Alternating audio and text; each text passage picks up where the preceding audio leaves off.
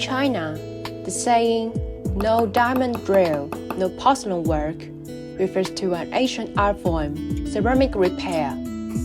This traditional craft uses metal to reinforce, fill, and beautify broken porcelain. In ices, it stitches fragments together, transforming once damaged pieces into works of renewed beauty.